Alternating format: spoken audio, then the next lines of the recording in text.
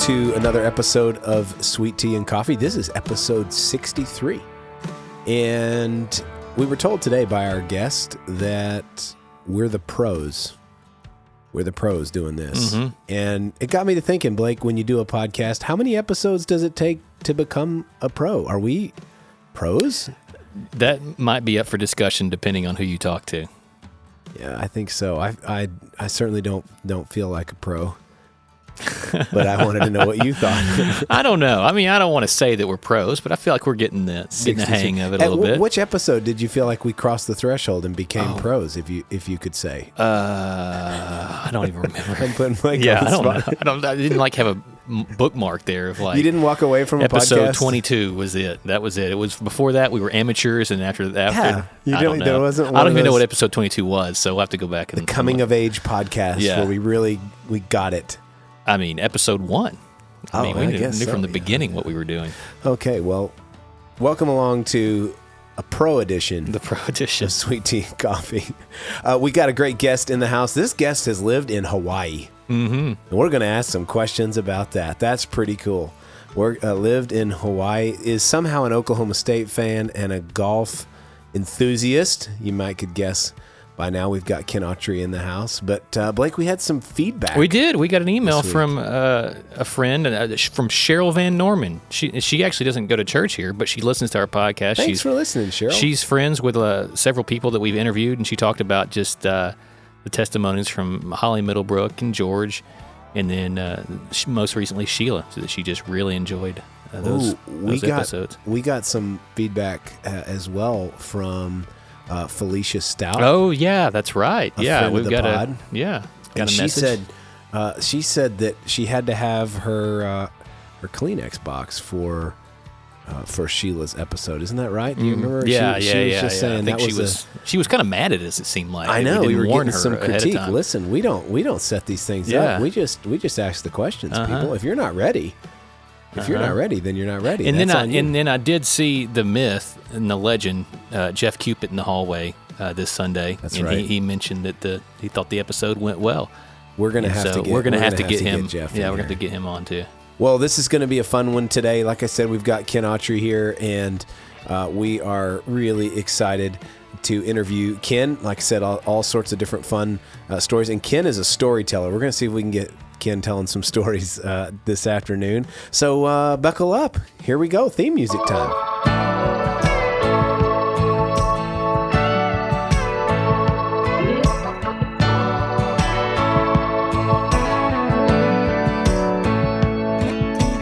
Okay, well, I said we've got Ken Awtrey here with us, and somewhere, Ken, we're going to get to all the things I mentioned before. We're going to get to golf and Hawaii and Oklahoma State and working for the USDA. We're going to get to all that. But we always have to start with the most important question of the podcast, which is sweet tea or coffee, Ken? Which camp? I drink decaffeinated, whatever it is, but mostly coffee. You're a decaf coffee guy. We don't want to get Ken too wound up. Well, when I get wound up... Yeah, what happens, Ken? I get an irregular heartbeat. Oh, so okay. I can't have caffeine. If I drink any caffeine, the next day, it's a little weird. Yeah. So I got to go decaf, but I'll drink iced tea too. But decaf with a lot of Italian sweet cream mixed in. There it is. Shout out to Ashley Russell, who is our number one fan of non-coffee coffee. She's been drinking a little darker. She working herself up there. That's good. Yeah. That's good. Ken, that's most people drink coffee for the caffeine. That's part of the deal. That's interesting. Have you been a long time non-caffeinated coffee drinker, or did you start off with coffee caffeinated and then come into the... I started out with coffee caffeinated, then I realized that's what was causing my heart problems, so I quit the caffeine, and it worked. All right. Now, when I get ready to have a surgery, my cataract surgery, so forth, they're going, whoa, what's wrong with your heart? Because now I've got what they call PVCs, premature ventricular contractions. This is real interesting for folks, I'm sure. But This is now on Health Podcast. That's right. but so they say your heart is just beating 30 beats a minute because they couldn't read it right. And after the surgery, I had to go run to the cardiologist and get tests and stuff. And he said, "You don't have a problem. You just got these PVCs. Don't worry about it." So now when I get ready to have some kind of procedure, You got to make sure and let them know. I let them know, and they said, "Okay, yeah, you do have that." So that PVC, what it does is it shows that if you like measured your heart rate, it shows that you're at 30 BPM. Yeah. I'm sure they freak out. Yeah, they do. They thought I was going to die while I was under. That's like, I mean, I don't remember what it was. I remember reading Lance Armstrong's resting heart rate, the cyclist, wherever his resting heart rate was something, ridiculous like that. Ken, you are what are you rolling at right now? Yeah. He's checking his watch here. What here. does it say? Can you see it? Oh, you're at 114. No, that's the time. Let's see here. Looks like 64. Okay. Yeah. Okay. So he's pretty relaxed. I'm excited with you guys. That's right. Yeah. Oh, my goodness. That's funny. Well, Ken, okay, so I want to get into your background. You've been in Nacogdoches now for quite some time, but you haven't always lived here. Did you grow up here and return, or where is your family from, and where did you grow up, and what was childhood like for you? Okay.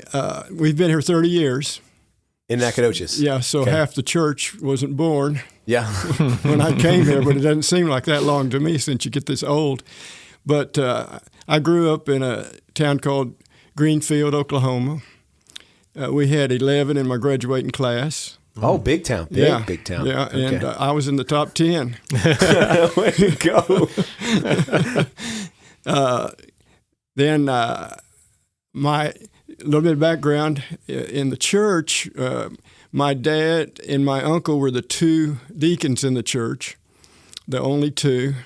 My grandpa, my dad was 54 when I was born.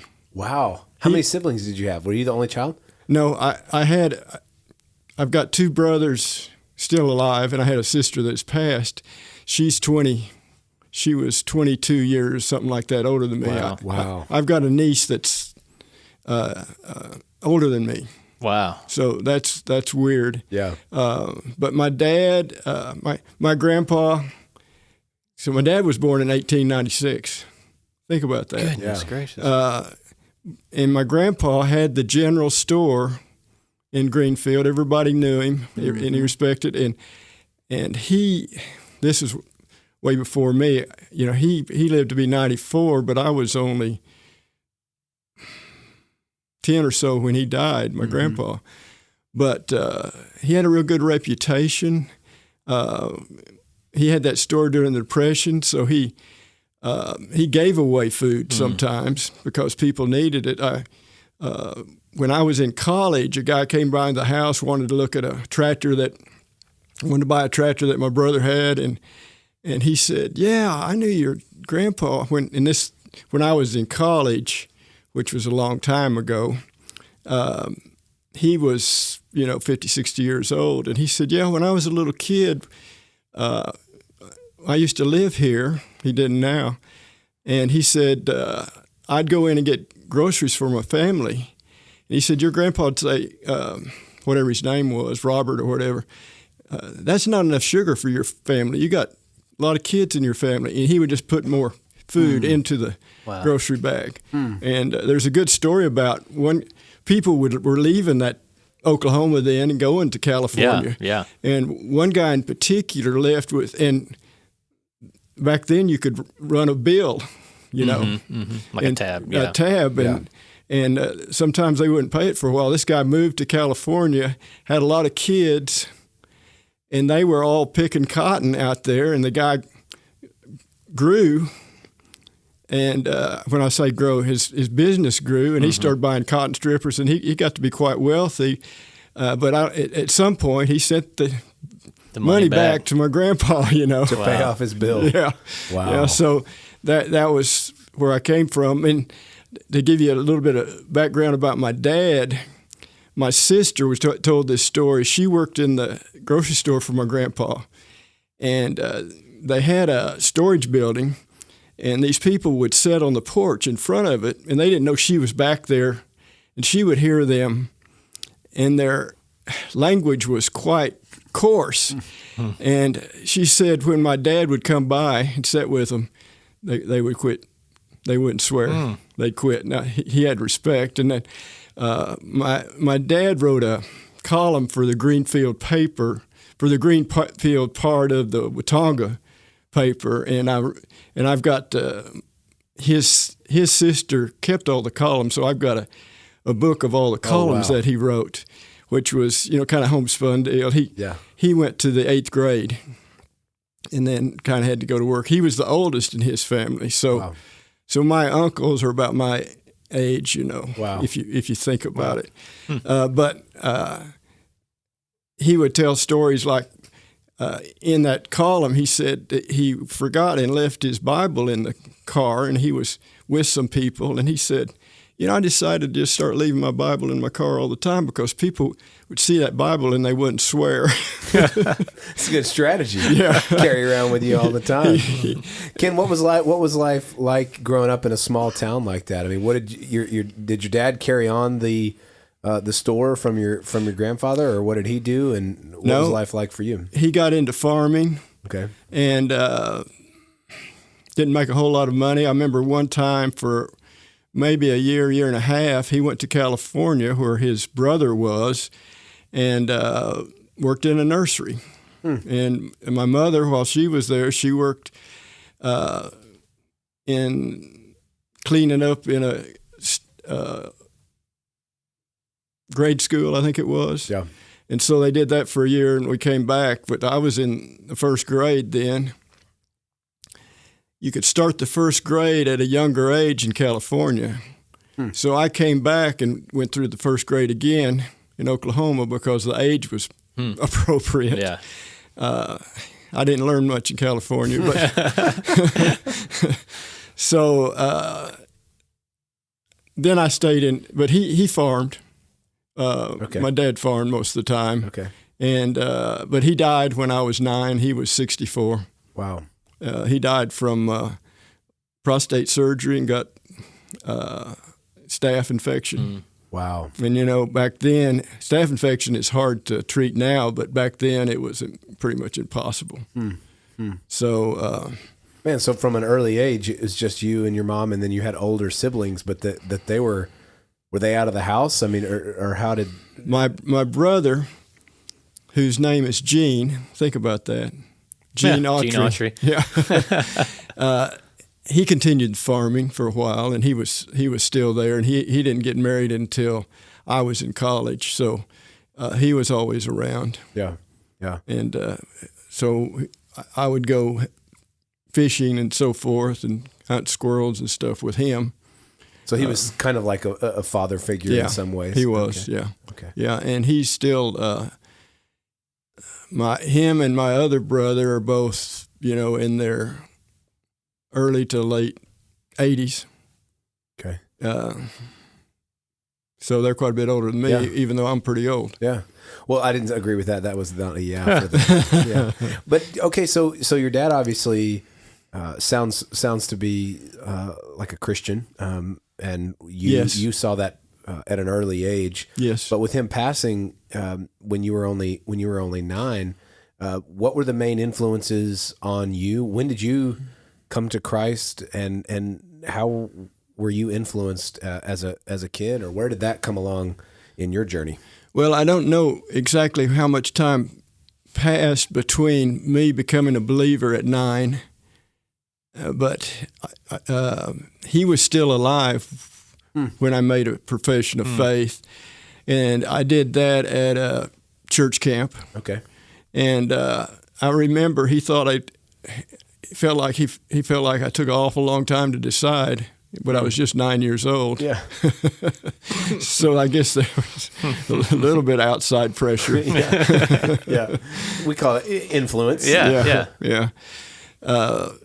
But then I continued to go to church through my grade school, high school years, and then I went to college.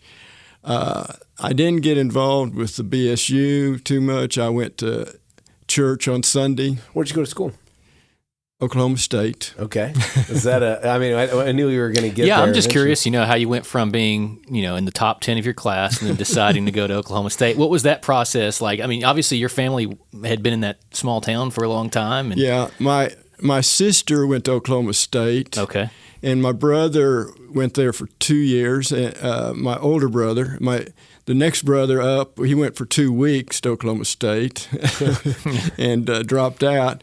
But my sister, she went there, and she was pretty prominent on campus, I think, and she married a guy that played on the basketball team, Joe Halbert, and they won the national championship in 44, 45, 46 for 2 years with Hank Iba as his coach. And so he told a lot of good stories about Hank Iba and all that they went through during that period of time. So I had a history of Oklahoma State, so that made me a fan.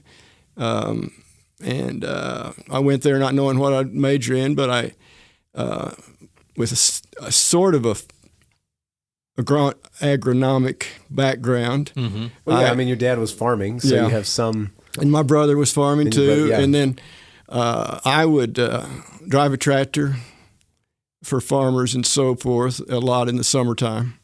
When I went to college, I spent one summer selling Bible books for the Southwestern Company up in Ohio. That's still going on. That's still a thing. I had a friend of mine in college that did that very thing. Yeah. Selling those books. You'd work 80 hours a week, which was kind of like driving a tractor. You work long hours, and not make a whole lot of money, but, if you stuck it out the full summer, that was an accomplishment. Yeah. And you learn how to deal with people, and you realize that people don't change from a young age to an older age. It's just interesting. So you learn about, I think it was good for me because I don't feel too uncomfortable if we go to a house to witness to somebody. I did EE and, Evangelism Explosion, and then the Southern Baptist form of that. So it didn't bother me too much to go to houses. Go knock on the door. Yeah. It's people don't do that much anymore. Right. We don't, but we did it in this church when we went out to houses, knocked on doors cold, So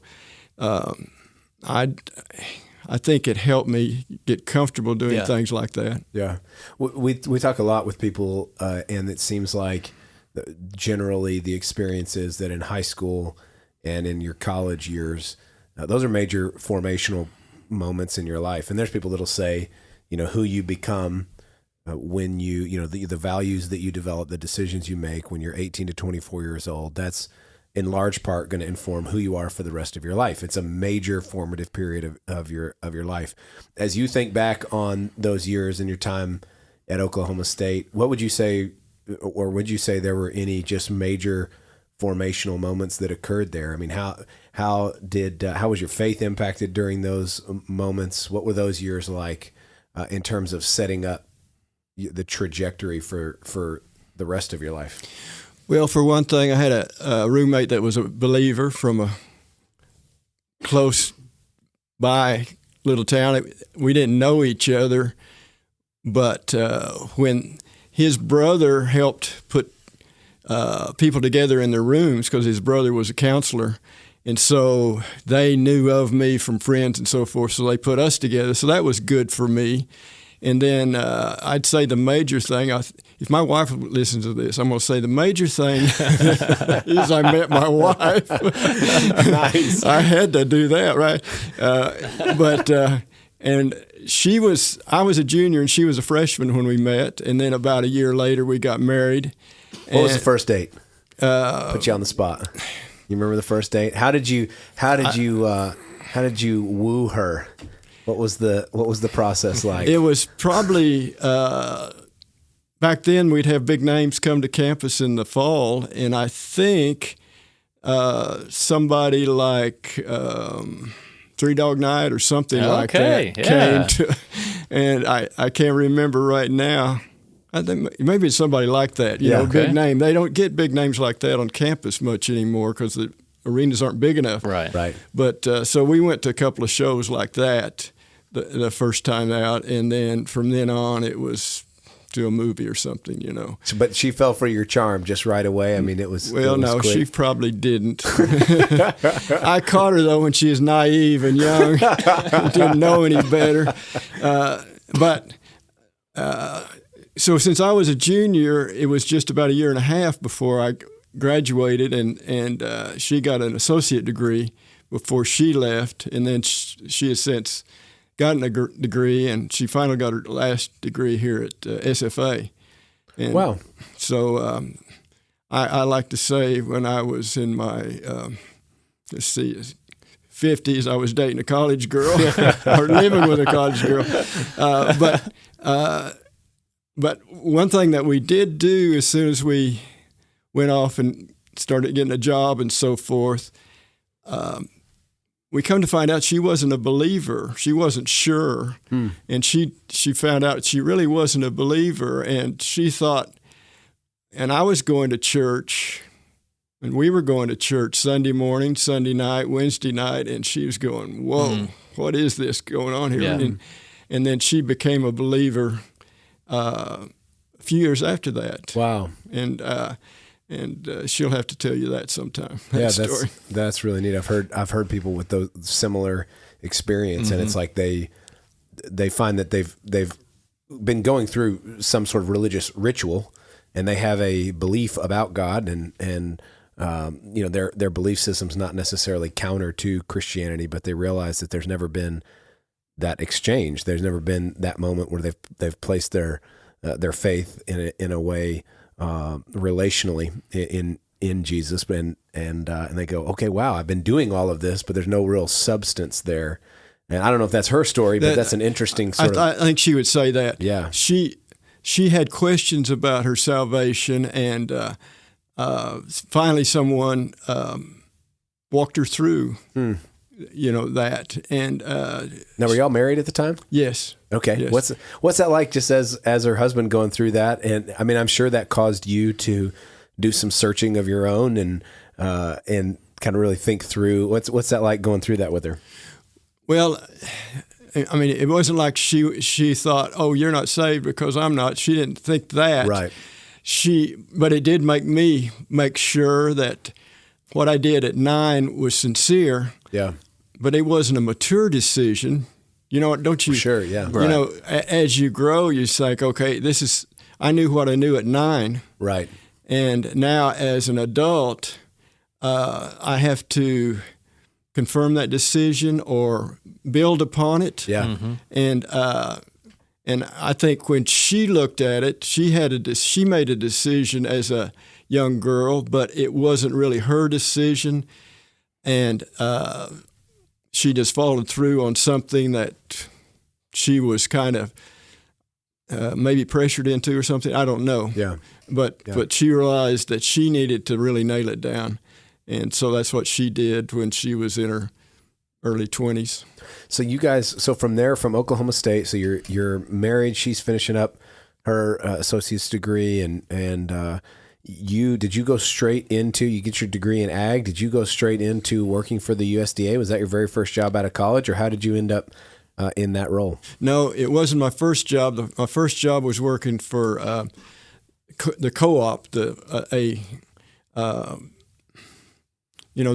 a chain of co-ops, and I was recruited by them, but I only did that job for a few months, and then I got a phone call that there was an opportunity with NRCS, which was called Soil Conservation Service at that time, and they had a hiring freeze for a while. Well, I don't know if it's so much a hiring freeze as they went through. When they started, they hired a bunch of people in their 20s, and those people got time to retire, and then there was a second stage, so there was a lot of hiring going on at that time, and I thought that was a better future might pay a little bit better, a little bit more secure. So I went from Tacoma, Oklahoma, at an elevator, which is in the northwest part of the state, not far from by Woodward and in that area. And then I went to my first job with NRCS was in Mangum, Oklahoma, which is in the southwest part of the state. And when you work for the federal government, you move around a lot. Yeah. Well, how we got to Hawaii, I went from Mangum to Fort Cobb, Oklahoma, which is wheat and cattle and peanuts. Okay. And peanut farmers make a lot of money. And then I got a job in Oklahoma City. They were having a cutback, and they were going to close that office. So I decided instead of somebody telling me where to go, I applied for a job in Hawaii because I had to go somewhere. How did you? Okay. Yeah, that's Wait a jump. a minute, that's quite the jump. Yeah. And I mean, it would seem to me as though that would be a highly coveted place to live. I don't know. Is that true? It seems like, man, if you're going to work somewhere, Hawaii is not a bad place to go. Was it a position that everybody wanted, or did you just pick it out of a hat, or what would you do? They decided to advertise it nationwide. And so we used to get these papers that said, here's some jobs that are out there. And we said, well, why don't we look into that? And it was a lateral at that time. It was a GS-11. I was already a GS-11, but I was going to have to go somewhere else. So I took that job, or applied for that job.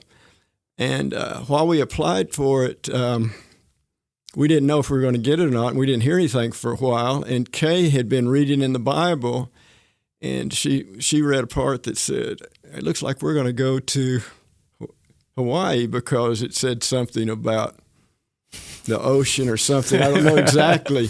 I can't remember. She'll have to tell you that too. And so I said, oh, okay. And come to find out, someone had accepted the job and then backed out. And that's why it took a little bit longer. So we did feel like that was where we were supposed to go. And we went into an area where the Southern Baptists were expanding. Mm-hmm. You know, the church we went to was being supported by the missionary, our cooperative program. Mm-hmm. And the Southern Baptist was a group that's growing in Hawaii because of our mission emphasis. Yeah. And as a matter of fact, Hawaii was way back there, and I can't remember, maybe in the 20s or something, I don't know. There was a real revival, true revival in Hawaii, more than about anything west of the Mississippi. And way back there, the missionaries, the queen of and I can't remember her name. I told the story when I first came here one time to the whole audience, but they worshipped the volcano Pele, and they would go to this big caldera, which was a hole in the ground, a humongous hole in the ground where there had been a volcano, which the volcano it would erupt, and then when it would cool, it'd make this tremendous hole in the ground, and then it would erupt down in the hole in the ground. But they would go there and put out alcohol, flowers, whatever, to give to Pele. And she became a Christian. And she went there and did something like throw the bottle down and break it. She says, I don't worship you anymore. She says, I worship the God that made you. And so because of that influence, Christianity became huge in Hawaii. Wow. And then the Congregational Church, I think it was real big. And while we were there, they had started getting smaller and smaller. I don't know if they became more liberal, something like that. and Baptist churches were actually buying their buildings and starting churches in a lot of cases. Wow. So the Southern Baptists were fairly strong in Hawaii while we were there. Okay. So I don't know many people who lived in Hawaii, so I have a couple questions for you. Did you learn to surf when you were in Hawaii? Was that part of your I did leisure? learn to surf. We would use the boogie board. Okay, yeah. But the Big Island was kind of a newer island, so we didn't have as good of places to surf as Oahu. Oahu, yeah. Or even Maui. You didn't have the North Slope and all that. Interestingly enough, when I was going to college, I certified as a scuba diver, but we would just snorkel. I never did scuba dive while I was there. I never did take it up. While I was in college, I also went to scuba diving. I went through the school, took a course. Yeah, but they had a skydiving club, and they were. Wait, skydiving or scuba diving? Both. Oh my goodness! Extreme sports kin. The scuba diving was through the college, but when I was freshman or sophomore, they had a meeting and they were trying to recruit members for their skydiving club. So tough job. They just lost some apparently. Yeah. Oh man! So I went. I think it was like $75, and you could get 5 jumps and get certified at a certain level.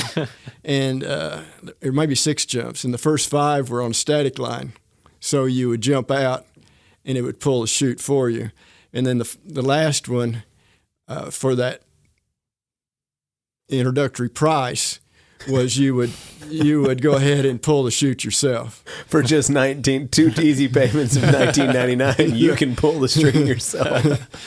But it was like 50 miles away where we had to go to jump, and so it took a lot of time and kind of money to do it. So I just did the 6 jumps, but you pack your own chute.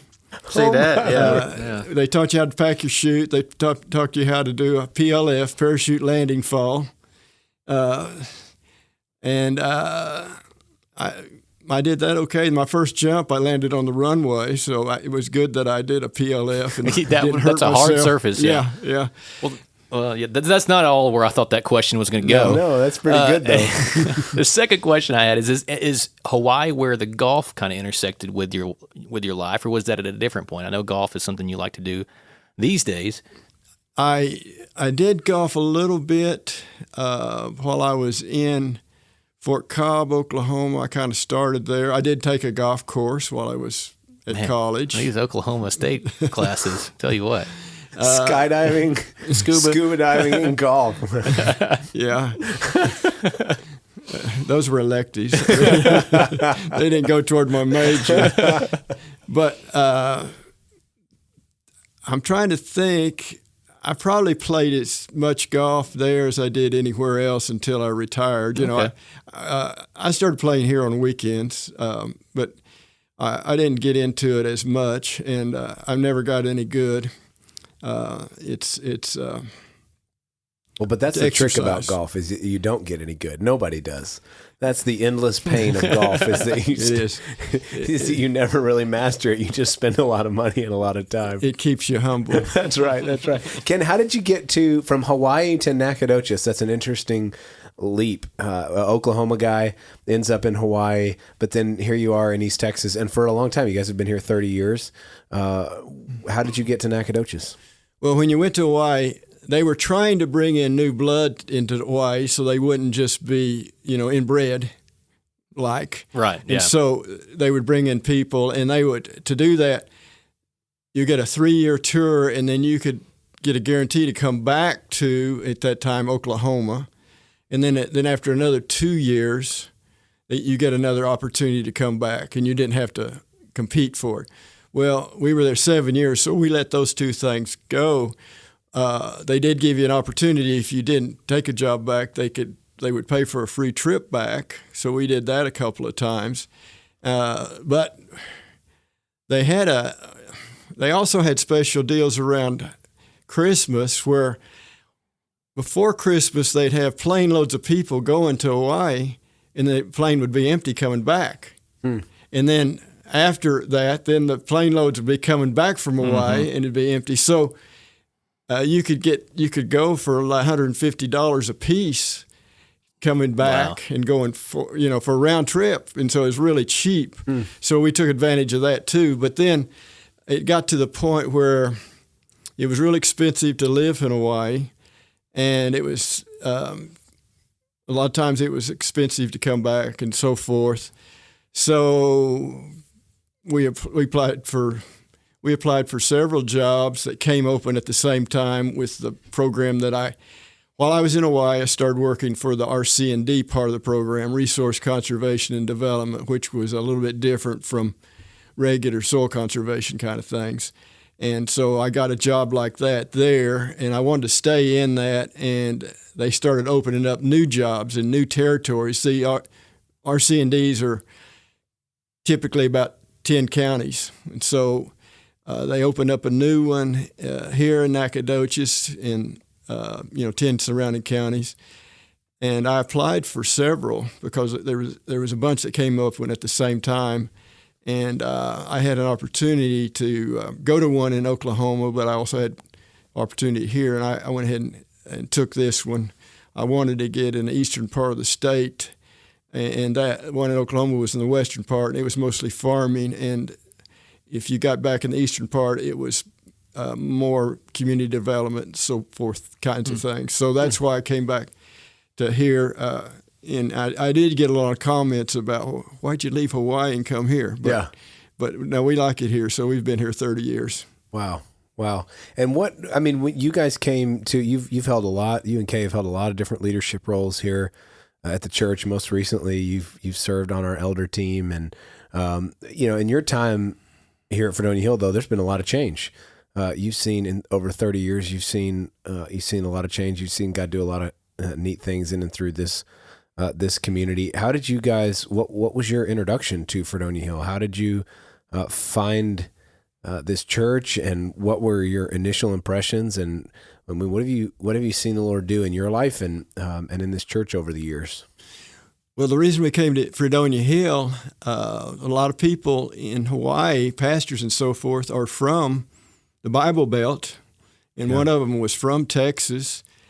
And I said, we're going to Nacogdoches. And he said, well, you need to check out Fredonia Hill. No kidding. So Fredonia Hill was known in Hawaii Wow, that's cool. by a guy that was not from this area, but knew about Fredonia Hill. So we didn't try, and I've never gone to a new town and tried a bunch of churches. I felt like you figure out where you want to go first, and then see if that's where you should be, and not compare necessarily. And so we felt comfortable here. Yeah. And things have.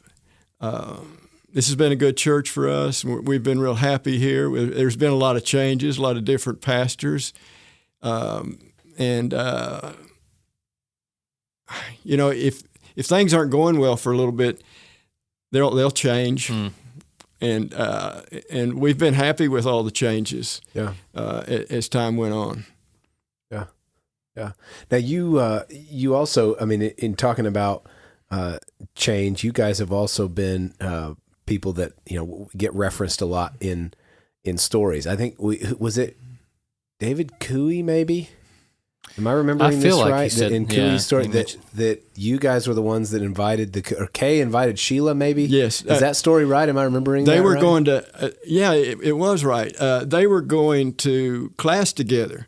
See, Kay didn't get her degree until she was here. Right. And she had a 4.0 while she was here and got voted the, she won't want me to tell this, but she's not here right now.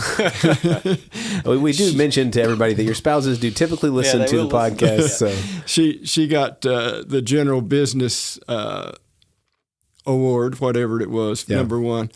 But anyhow, Sheila, it was Kay invited Sheila. Yeah. And they were going to another church here in town. Yeah. Well, I think it's something that, as I got the honor and the fun of serving with Ken Awtrey on our elder team, and you always brought a really good perspective. I think in living the places that you've lived, you've kind of been all over the place, and you've seen a lot as it pertains to church life. And I think you're somebody that I think really stands out to me in terms of someone that knows the value of the local church and knows the value of being deeply invested and involved in the local church. And I think one of the things that we see a lot now is that church is often treated as kind of a convenience, and I'll be there when it's convenient. I'll go as it pertains to me. That attitude is everywhere in our culture, sort of a consumerism. But I think as I think about you guys, you've kind of always gone against that flow. You've kind of always made it a point that we're going to be deeply committed and involved in our local church. Why is that important? I mean, what have you learned over the years in many different churches that you've been in? What would you say is the value of that deep commitment? Why is that important? Why has that been a big part of your life? Well, there's probably a saying that I can't remember, but the one thing I think about is if you're going to church for what the church does for you, that's not everything it ought to be. You ought to go to church because that's what your ministry is, and God has a plan for you in that church and what you can give to that church. And if you're just going there and trying to compare, if you're just going there for what the church does for you, you're not going to stay in that church very long because things will change and you won't be happy for one reason or another. Right. But you need to go as wherever you're put, that's your ministry. And so you need to go to church and find out what your ministry is. Now,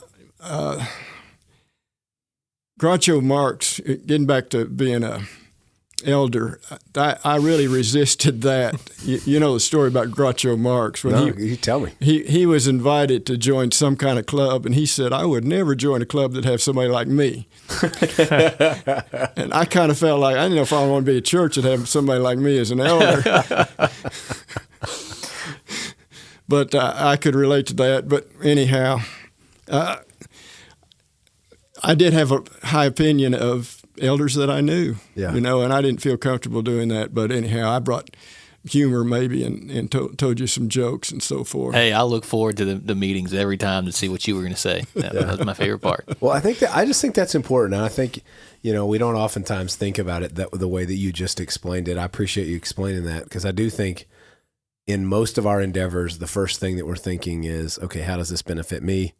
What am I going to get out of this? And you're right. When things get challenging and it's about us, we tend to go and find something else. But you're saying church shouldn't be viewed that way. And one of the main reasons why is because you're not there to just consume, that God has you there for a reason, and that you're part of what God wants to do, not just even in the walls of the church, in the lives of those that are there, but even in the community.